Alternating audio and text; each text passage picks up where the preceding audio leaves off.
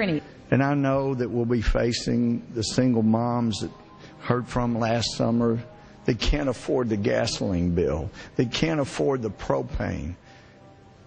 You didn't do a great thing. You hurt some really decent families struggling, trying to make it, and this is going to be their death knell. It breaks my heart. I yield back.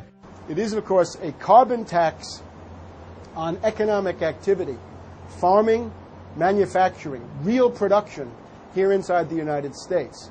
It would tend to shut down even those miserable remains of an industrial economy that we still have after the collapse of the Detroit automakers and their related subcontractors and so forth. Every home and business in the United States would be federally regulated and controlled. Mandatory home inspections will be carried out by federal inspectors, and it's all at the expense of the homeowner. In New York, they're called the environmental police. On this day, a surprise visit to a market in Brooklyn's Chinatown. And every day you're not in compliance, you face huge fines. Go to page 235. The Secretary may set and collect reasonable inspection fees to cover the cost of inspections required. So number one, they can come in, the federal government can come in, inspect your house, and send you the bill. And if they find that you're out of compliance with this new federal code, the Secretary shall assess a civil penalty for violations of this section. And then further, going to page 236, each day of unlawful occupancy shall be considered a separate violation. We're setting up a global warming Gestapo that can literally come in, and now this new term, unlawful occupancy. So now living in your home is considered unlawful under this bill. This is ludicrous. Worst of all, carbon czars in more than 35 federal agencies are given unlimited dictatorial power to tax all forms of carbon and carbon emissions. The Commissar Green Police openly brag that they will have the power to selectively enforce the new edicts on a case-by-case basis. It's funny because when I tell people what I do for a living, the first response usually is, "You're with the environmental police?" There is no environment in New York City. With this new power, the Green Mafia can take over the entire economy through selective enforcement. We know, Madam Speaker, that this national energy tax will cost the American people $2 trillion. We know that. We know this will result in a loss of 2.5 million jobs every year for the American people. We know that. We know this will result in a reduced standard of living for Americans. We know that. What is the point and what's the benefit? The same central banks that have stolen more than $50 trillion from national treasuries across the planet are now creating a new derivatives fraud through the cap-and-trade carbon tax system that dwarfs their previous Ponzi schemes.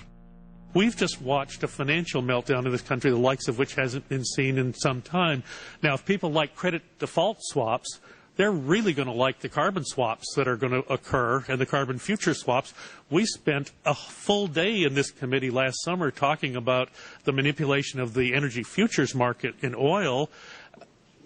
We're going to create, I fear, another such system that people who have an inclination to react dishonestly to systems are going to actually have a new opportunity. Is that not a problem?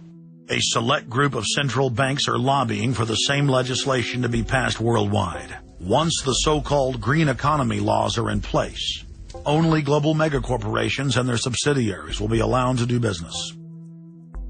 Van Jones, Barack Obama's first green job czar, has stated repeatedly on the record that the new green economy is only a cover for a complete revolution against capitalism and the total redistribution of wealth.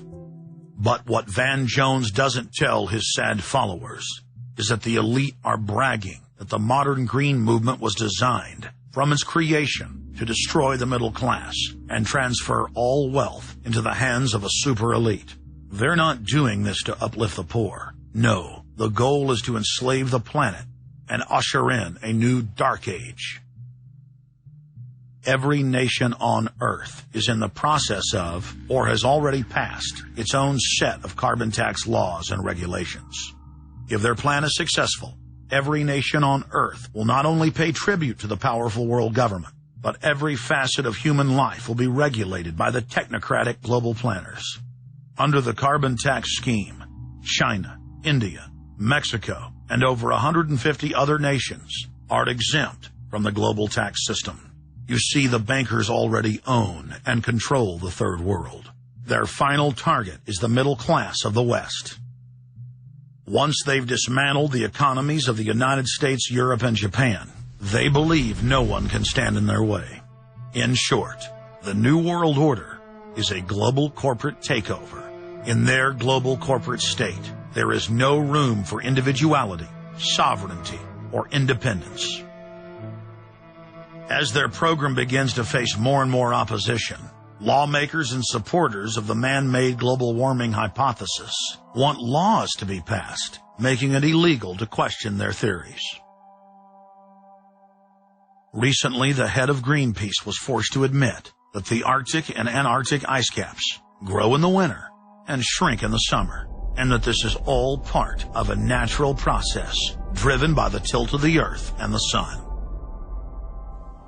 The cosmic radiation coming from space, the amount reaching the Earth is affected by the strength of the Sun's magnetic field. So the magnetic field of the Sun is almost like a gateway controlling the cosmic radiation reaching the Earth. The magnetic strength of the Sun is also related to the number of sunspots.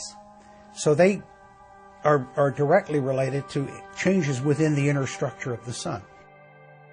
The amount of cosmic radiation reaching the lower atmosphere creates more cloud, right?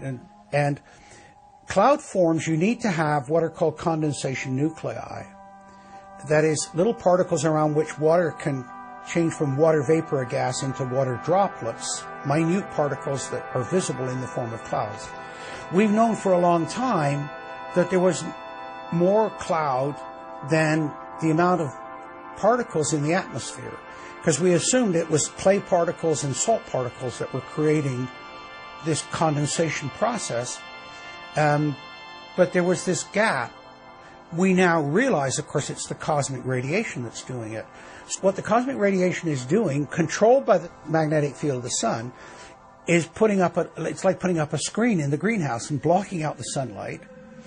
And of course, that then affects the temperature of the Earth. That's why there's a relationship between the sunspots and the temperature on the Earth.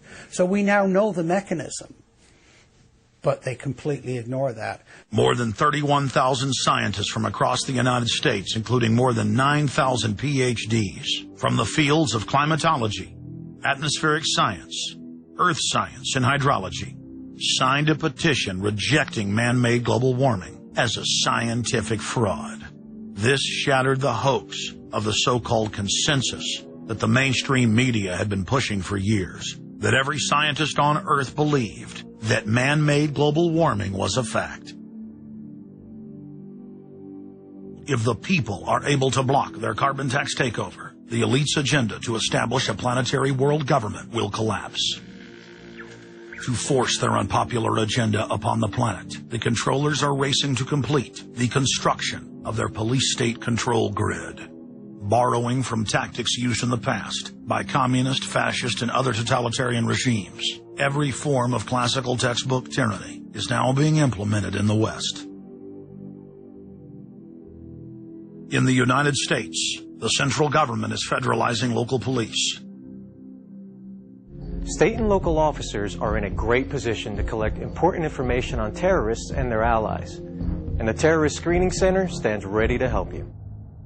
This video, produced by Homeland Security, is required viewing for all departments in the U.S. And with the teamwork of local, state, and federal law enforcement, we have an excellent opportunity to see the picture and solve the puzzle before these terrorists can strike again. State, county, and city police